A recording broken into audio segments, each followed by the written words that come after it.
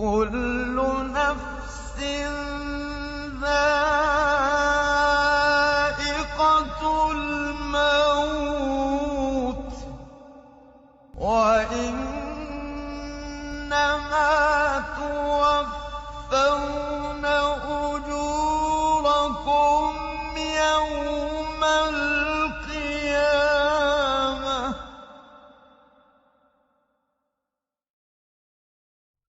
Donc aujourd'hui, on va voir un chapitre qui s'appelle Kitab al-Janaiz, le livre de al-Jinaza, ce qui concerne la préparation du mort.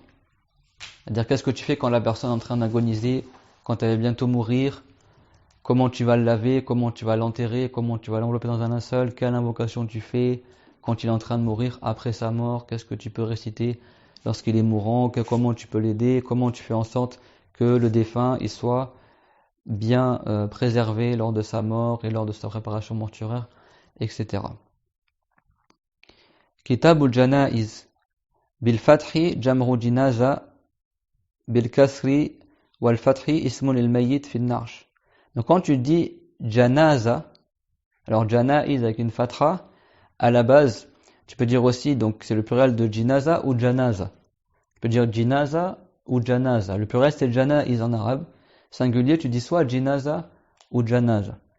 Et donc ça, on l'emploie en général en arabe pour désigner tout ce que tu prépares pour le défunt quand il meurt. Mais en réalité, à la base, la janaza ou al-jinaza, c'est le nom du défunt lorsqu'il est sur la civière, qu'il est transporté pour être enterré, ou quand il est mort, on le transporte sur une sorte de civière, où il est allongé. Ça, le mort qui est sur la civière, on appelle ça al-jinaza. Quand tu suis le convoi funéraire, le cortège funèbre, le cortège, ils suivent quoi? Ils suivent le cercueil du défunt. D'accord, là où le défunt il est allongé dessus, ce qui est porté par les gens, par 3 personnes à la base, comme on le verra tout à l'heure dans les cours, Inch'Allah Ta'ala, dans la suite des cours. Ça, c'est ce qu'on appelle le jinaza, le défunt quand il est sur la civière pour être transporté. Et certains, ils ont dit, quand tu dis janaza, ça peut être aussi le nom de la civière elle-même, d'accord, sur laquelle il y a le mort. Donc c'est soit le nom du mort qui est sur la civière pour être transporté, ou soit la civière elle-même qui transporte le mort, on l'appelle aussi jinaza. Donc on peut dire janaza et jinaza. Et les savants, ils ont dit autre parole aussi pour expliquer le terme jinaza ou janaza. Mais à la base, jinaza ou janaza, ça vient du verbe janaza. Et janaza, ça veut dire recouvrir. Parce que le défunt, quand il décède, on le recouvre et après on le transporte dans son linceul, on le couvre la tête et l'ensemble de son corps avec un linceul de la tête aux pieds, qui est noué ici et noué ici, et on le transporte et il est recouvert, le mort on le voit pas. C'est pour ça que en arabe recouvrir dans ce sens-là, on dit janazahu, on l'a recouvert. D'accord? Dans le sens de satarahu, qui veut dire on l'a recouvert. Les savants, ils disent li yastaridda lil maut kullu mukallafin bi tawbatin bi an yubadira ilayha li an la yafja'ahu al maut laha. Donc les savants ils disent que chaque personne responsable, c'est-à-dire qui est pubère, saint d'esprit, qui a entendu l'appel à l'islam, ceux qui seront interrogés au jour dernier, responsables du mot réponse, parce que tu auras à répondre de tes actes. Même en français, quand tu dis responsable, ça veut dire quelqu'un qui devra répondre de ce qu'il a fait. En arabe, on dit mas'oul aussi, celui qui est interrogé. La traduction littérale de responsable en français, en arabe tu dirais mas'oul, celui qui est interrogé. Responsable, c'est-à-dire celui qui aura à répondre de ses actes. C'est clair? Donc ça ne concerne pas les enfants qui sont morts avant d'être pubères. Ça ne concerne pas les fous, ceux qui n'avaient pas la raison et qui ont vécu toute leur vie sans savoir ce qu'ils disaient et sans savoir ce qu'ils faisaient parce qu'ils n'avaient pas la raison. Ça ne concerne pas les gens qui n'ont jamais entendu parler de l'appel à l'islam et que toute leur vie ils ont vécu sans jamais savoir qu'il y a un prophète qui s'appelle Mohammed qui a été envoyé aux gens pour appeler les gens à la religion que Dieu a agréée, qui était la religion de tous les prophètes depuis Adam alayhi salam jusqu'à Mohammed alayhi salam. Ceux qui ne sont pas pubères, saints d'esprit et qui n'ont pas entendu appeler à l'islam, on dit qu'ils ne sont pas responsables, qu'ils ne sont pas mukallaf. Et le mukallaf en arabe veut dire celui qui a été chargé des obligations islamiques, celui qui doit adorer Allah, accomplir les obligations et éviter les interdits. Celui qu'on traduit par responsable, en arabe on dit mukallaf. Celui qu'on appelle en français le majeur, celui qui est majeur, qui n'est plus un enfant. D'accord? C'est environ 15 ans lunaires. Certains ont dit 18 ans, mais en fonction des années lunaires. C'est-à-dire l'enfant, Si son sperme il sort, il devient responsable. Si la fille, elle commence par les menstrues, elle devient adulte, elle est responsable. C'est-à-dire que l'enfant, quand il devient adulte, quand il devient adolescent et qu'il n'est plus un enfant qui n'est pas encore pubère, là, il devient responsable. S'il a sa raison et qu'il a entendu appeler à l'islam, eh ben lui, il sera jugé au jour dernier. Sinon, il ne sera pas jugé, il entrera au paradis sans châtiment. C'est bon? Donc l'auteur, il a dit que chaque personne responsable, c'est-à-dire chaque personne qui sera interrogée au jour dernier, alors qu'il se prépare à la mort. لِيَسْتَعِدَّ كُلُّ مُكَلَّفٍ لِلْمَوْتِ بِتَوْبَةٍ. Comment il se prépare pour la mort? Avec le repentir. S'il a fait des péchés, il s'en repent immédiatement. Toubu ilallah. Repentissez-vous à Allah Azza wa Jal. Et le repentir, c'est un devoir dans l'immédiat. Tu fais un péché, directement tu te repens à Allah. C'est quoi le repentir? C'est délaisser le péché qu'on a fait, d'avoir désobéi à Allah. C'est de mettre la ferme intention dans son cœur de ne plus jamais le refaire. Et c'est de ressentir la tristesse et le regret dans son cœur d'avoir fait ce péché-là, d'avoir désobéi au Créateur. Comme s'il se disait « Ah, si seulement je n'avais pas fait ce péché ». At-Tawba, le repentir, c'est 3 piliers. Et le prophète dans le hadith, il a dit « An-nadamu tawba ». Le regret, c'est un repentir. Ça veut dire que le pilier le plus important dans le repentir at-Tawba, c'est le pilier qu'on appelle an-nadam, le regret. Ça ne veut pas dire que le simple fait de regretter, c'est un repentir qui est suffisant. Mais la chose centrale, l'épicentre du repentir, c'est de regretter son péché.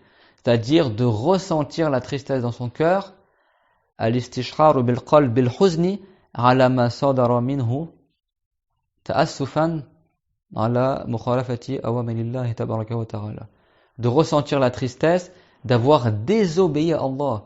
C'est pas quelqu'un, il regrette son péché parce qu'il s'est fait dévoiler devant les gens, tout le monde a su qu'il a fait la fornication, ou alors tout le monde a su qu'il a consommé le riba, le gain d'usuraire, ou tout le monde a su qu'il avait volé, ou qu'il avait menti, et donc du coup il regrette son péché, pas parce qu'il a désobéi à Allah, mais parce qu'il s'est fait dévoiler aux yeux des gens, parce que maintenant sa réputation elle est salie.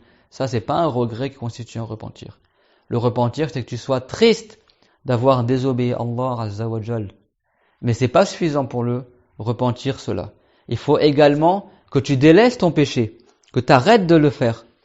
C'est pas quelqu'un, il est triste de boire de l'alcool, mais il continue à boire de l'alcool. Même s'il est triste, même s'il regrette, son repentir n'est pas valable, parce qu'il n'a pas délaissé le péché.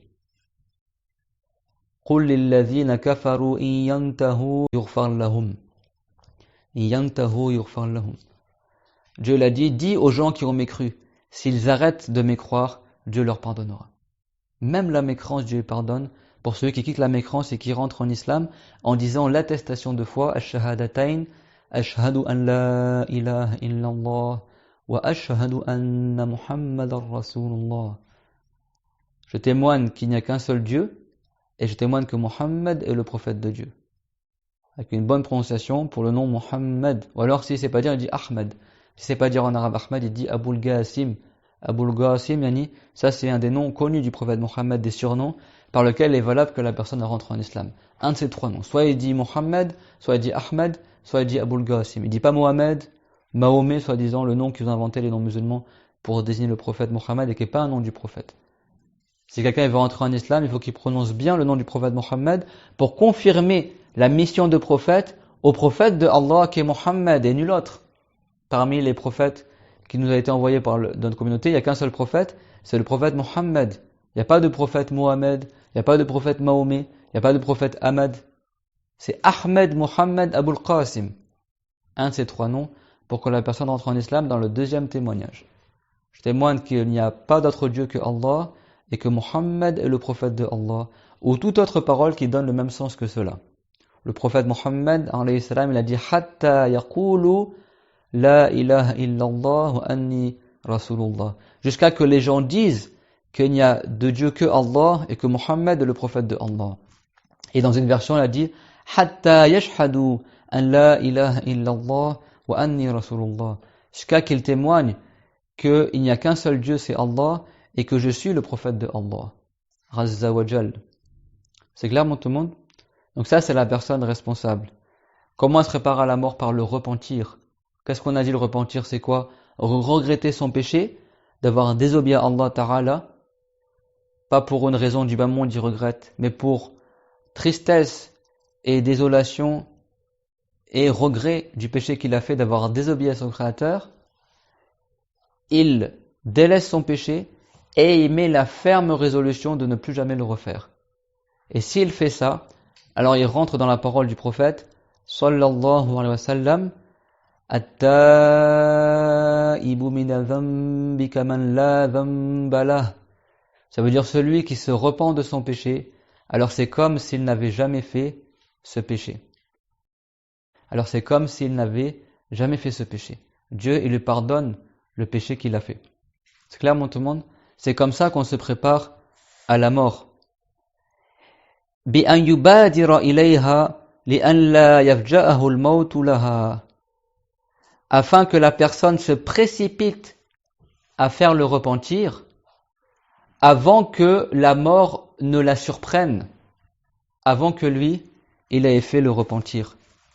Avant que la mort ne la surprenne, avant que la personne n'ait fait le repentir. Tu ne sais pas quand est-ce que la mort elle va arriver. Tu ne sais pas quand est-ce que la mort elle va arriver. Donc tu fais le repentir dans l'immédiat. Ça fait partie de la préparation envers la mort.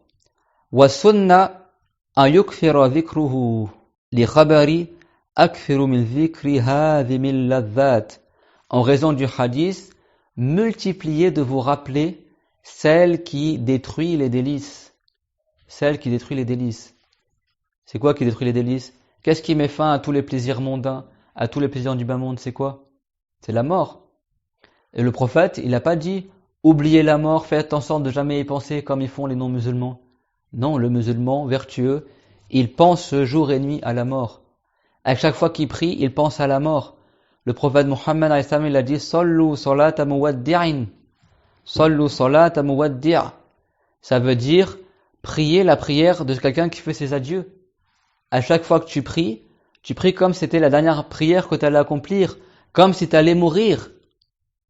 Le prophète Muhammad il a dit Mali walid dunya wa mali dunya wa mali innama ana karakibin istadalla tahta shajara thumma raha fatarakaha. Le prophète Muhammad il a dit sallallahu alayhi wa sallam Mali walid dunya wa mali dunya wa mali. Qu'est-ce que moi j'ai à voir avec le bas monde et qu'est-ce que le bas monde a à voir avec moi? Innama ana karakibin istadalla tahta shajara. Certes, moi je ne suis que à l'image d'un cavalier qui est venu se reposer sous l'ombre d'un arbre. Thumma raha fatarakaha. Puis après il est reparti et il a délaissé cet arbre-là. Le prophète il a comparé sa vie dans le bas monde comme quelqu'un qui est juste venu s'ombrager sous un arbre, un cavalier qui passe son chemin et après qui va bientôt repartir. Le prophète il a dit kun fi dunya soit dans le bas monde comme uniquement quelqu'un qui est étranger ou qui ne fait que passer son chemin. Si quelqu'un il est étranger, il arrive dans un pays où il connaît personne, qu'est-ce qu'il emporte avec lui? Juste quelques provisions. Il va pas s'éterniser dans cet endroit-là. Il va pas chercher à construire une maison parce qu'il est étranger dans cet endroit-là. Il va repartir. Donc il va pas beaucoup s'attacher à l'endroit où il est. Il a dit Aw karabiri sabil, ou alors comme quelqu'un qui ne fait que passer son chemin. Celui qui fait que passer son chemin, il est encore moins attaché à l'endroit où il vient d'arriver. Pourquoi? Parce que celui qui est gharib, celui qui est étranger, bon, il va s'installer dans cet endroit-là, mais il n'aura pas beaucoup d'attachement. Alors que celui qui ne fait que passer son chemin, Abirus Sabil, eh ben lui, il va encore moins s'attacher à l'endroit où il est arrivé, parce qu'il ne fait que traverser cet endroit-là. Le prophète Muhammad il a dit, sallallahu alayhi wa sallam, kun fi dunya ka gharibin aw abiri sabil. Soit dans le bas monde, tel un étranger, ou quelqu'un qui ne fait que passer sa route. Le prophète il a dit, soit dans le bas monde, que comme un étranger, ou quelqu'un qui passe son chemin. Ça veut dire, ne t'attache pas à ce bas monde. Contente de tracer ta route et d'obéir à Allah, d'adorer Allah, et utilise ce bas monde pour l'au-delà. Comme l'a dit le prophète Muhammad, alayhi salatu wassalam, Innama ana karakibin istadalla tahta shajara thumma raha fatarakaha. Je ne suis que tel un cavalier qui est venu s'ombrager, uniquement pour quelques instants sous un arbre, et après qui repart et qui quittera cette dunya. Le prophète Muhammad alayhi salam, il avait pour habitude de dormir torse nu sur une paillasse faite de lianes tressées. Il n'avait pas un gros matelas bien confortable, bien douillet, etc.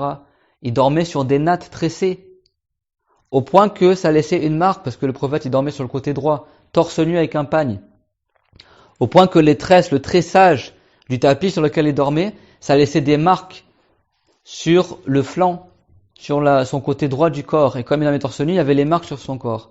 Et une fois, il y a Omar ibn al-Khattab, le grand compagnon honoré, il est rentré et il a vu le prophète qui venait de se réveiller et il avait la marque du tressage de son tapis qui était imprimée sur son côté honoré, alayhi salatu wassalam. Et là, Omar il s'est mis à pleurer. Omar ibn al-Khattab, al-Farouq, qui était parmi les plus courageux des compagnons, les plus forts des compagnons, il s'est mis à pleurer quand il a vu que le côté droit du prophète Mohammed alayhi salam était marqué par le tapis sur lequel il dormait, parce que le prophète, le meilleur être humain que Dieu ait créé, le prophète Mohammed alayhi salatu wassalam, la meilleure des créatures, il dormait pas sur de la soie, il dormait pas sur un matelas douillet, il dormait sur des nattes tressées, sur un tapis. Et Omar, il a pleuré. Et le prophète, alayhi salatu wassalam, il a dit, Ma yubkika ya Omar, qu'est-ce qui te fait pleurer, ô Omar? Et il a dit, radiyallahu anhu, عندما رأيتك تذكرت كسرى وملوك الروم كسرى تنام على الحرير وأنت تنام على الحصير. Il a dit, lorsque je suis rentré, Omar il a dit quoi au prophète alayhi salatu wassalam? Il a répondu, lorsque je suis rentré et que je t'ai vu dans cet état-là, je me suis rappelé les rois de Perse, je me suis rappelé les rois des Romains. Khosroès, le roi des Perses, il dort sur de la soie. Et toi, messager de Allah, tu dors sur un vulgaire tapis. Et qu'est-ce qu'il a dit le prophète, alayhi salatu wassalam, le meilleur des humains, celui qui avait le cœur le plus tourné vers l'au-delà. Il a dit, Ama tarda ya Omar, an takuna lahumud dunya wa lana al-akhirah.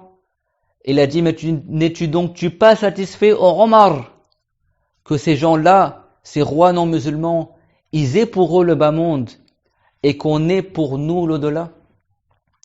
Que ces rois-là, ils aient pour eux le bas monde, les délices futiles du bas monde, qu'ils auront une fin.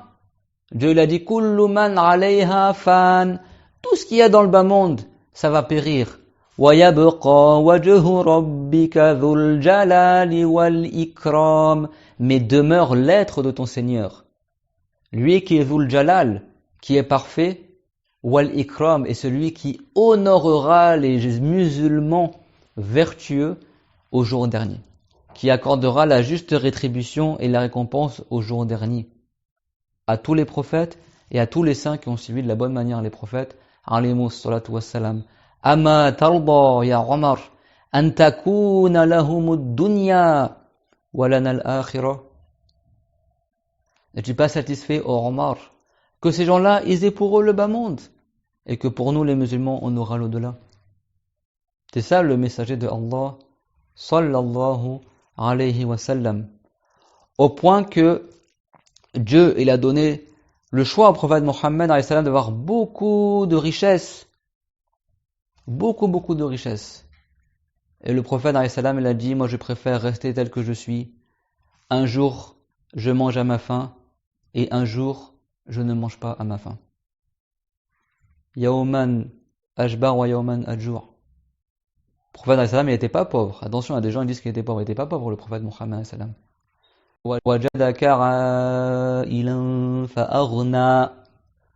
Et Dieu avait fait que dans le passé tu étais pauvre et il t'a accordé ta subsistance, fa'arna, il t'a accordé ta suffisance.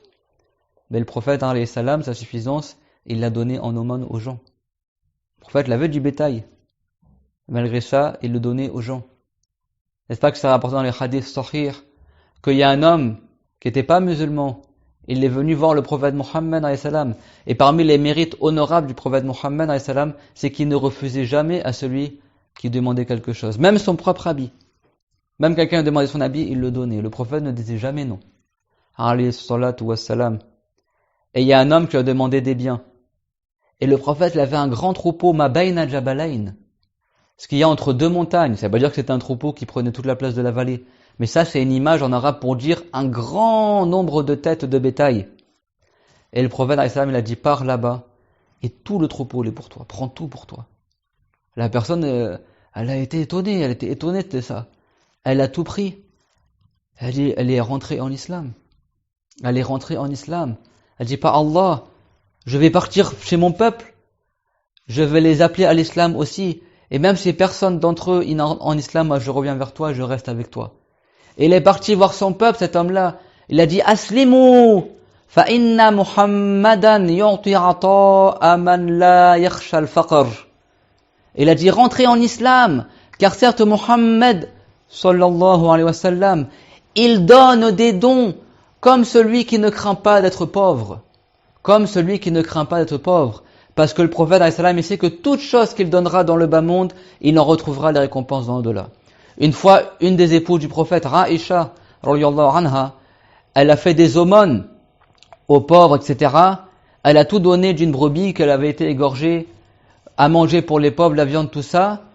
Et elle a dit, Ya Rasulallah, toute la brebis, elle est partie, sauf la patte, il reste juste la patte de la brebis. Et le prophète, alayhi salam, il a dit non. Et il a dit, toute la brebis, elle est restée dans l'au-delà, en récompense, sauf la patte. Toi, tu dis, toute la brebis, elle est partie, il reste que la patte. Le prophète a dit quoi? Il a dit non. Et il a dit, toute la brebis, elle est restée, et il y a la patte qui partira. Parce que tout ce que tu as donné en aumône de cette brebis-là, qui a été égorgée, que tu as donné en sadaqa pour les pauvres, en nourriture, tu en retrouveras les récompenses dans l'au-delà.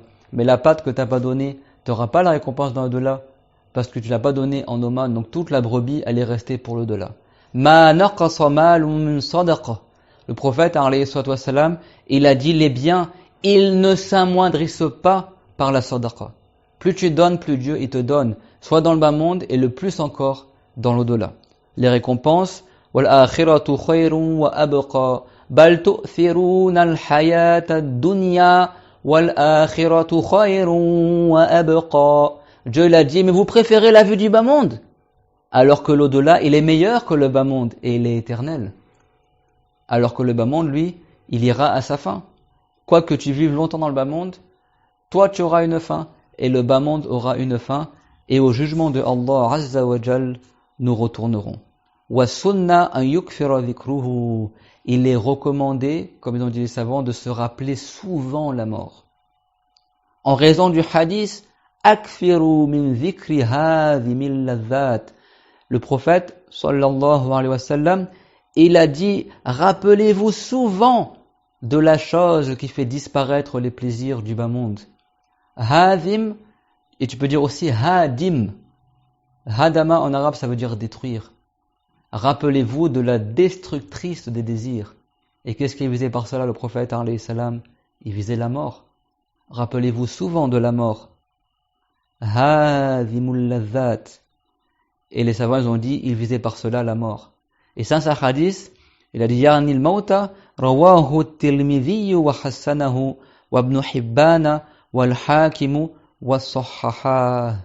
Ce hadith-là, il a été rapporté par at-Tirmidhi, qui a jugé ce hadith-là Hassan.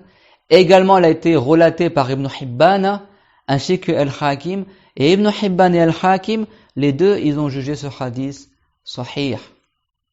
Ce hadith qu'il est sahih.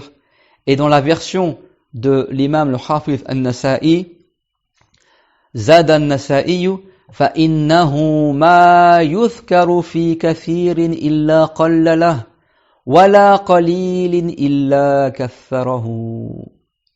Car certes la mort, elle n'est pas mentionnée dans quelque chose qui est beaucoup, sans qu'elle ne le rende peu.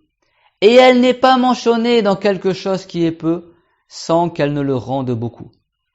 Et tu vois que tout ce que tu possèdes comme bien, ça va les amoindrir. Ça va les amoindrir. Tu vas trouver que c'est peu ce que tu as, parce que tu sais que tu vas mourir. Et inversement, quand tu penses à la mort, et tu vois le peu de choses que tu as, tu vas dire, mais c'est déjà beaucoup pour celui qui va mourir. C'est déjà beaucoup, n'est-ce pas que Al-Masih, Isa alayhi salam, on rapporte de lui qu'il a dit, si quelqu'un, il mange du pain sec, qu'il dort sur la terre, au milieu des détritus, c'est déjà beaucoup pour celui qui va mourir. T'as un habit pour t'habiller, un toit pour t'abriter, du pain sec pour t'alimenter, mais tu vas mourir au final. C'est déjà plus que la tombe dans laquelle tu vas habiter. C'est déjà plus grand que la tombe dans laquelle tu vas être enfermé lorsque tu vas mourir. Et ton habit, aussi humble soit-il, ce sera toujours moins que le linceul qui n'a pas de poche. Le linceul qui n'a pas de poche, dans lequel tu ne pourras rien emporter avec toi dans ta tombe, si ce n'est les œuvres pieuses. Le prophète il a dit, lorsque la personne il meurt, il y a 3 choses qui le suivent. Il y a ses biens qui le suivent, sa famille qui le suivent, et ses œuvres qui le suivent. Yabqa wahid wa yarji'u ithnan. Il y a une chose qui reste, et les 2 autres choses, elles repartent. Il reste avec lui ses bonnes actions qu'il a faites ou ses mauvaises actions qu'il a faites. Il en retrouvera une partie de rétribution dans la tombe, parce que la tombe, le prophète l'a dit, imma rawdatun min riyadil jannah, aw hufratun min hufarin niran. C'est soit un jardin semblable au jardin des paradis, la tombe, ou soit une des fosses de l'enfer, c'est-à-dire qui ressemble à une fosse de l'enfer. Et des gens, ils seront brûlés dans leur tombe. Et les musulmans vertueux seront comme dans des jardins dans leur tombe. Ils sentiront l'air du paradis, il y aura de la verdure qui poussera, et les anges leur tiendront compagnie, et ils seront éclairés par une lumière qui ressemble à la lumière de la pleine lune, un soir de pleine lune. Ils seront heureux dans leur tombe. Imma rawdatun min riyadil jannah, aw hufratun min hufarin niran. La tombe, c'est soit un des jardins du paradis, ça ressemble à cela, ou soit une des fosses de l'enfer, ça veut dire que ça ressemble à cela. Le prophète, il a dit, il reste tes œuvres avec toi dans la tombe, mais tes biens matériels et ta famille y repartiront. Ils te laisseront. Au point que la personne dans sa tombe, elle entendra le bruit des pas des gens qui s'éloignent de la tombe. Au point que le musulman dans sa tombe, il entendra les gens qui viendront lui passer le salam, tant que son corps, il n'est pas encore décomposé dans la tombe. Parce que l'âme, après, elle revient dans la tombe, et les gens, ils retrouvent connaissance et conscience dans la tombe. Quand le prophète a dit ça aux compagnons, Omar al-Khattab, il s'est étonné. Il a dit, وَهَلْ تُرَدُّ إِلَيْنَا عُقُولُنَا يَا رَسُولَ اللَّهِ. Et est-ce que notre conscience nous sera ramenée au messager de Allah? Et le prophète, alayhi salam, il a dit, Naram, كَهَيْأَتِكُمُ الْيَوْمِ. Oui, tout comme vous l'êtes actuellement. Et après, c'est rapporté, فَبِفِيهِ الْحَجَرِ. Et Omar, il est resté bouche bée. Il savait plus quoi dire.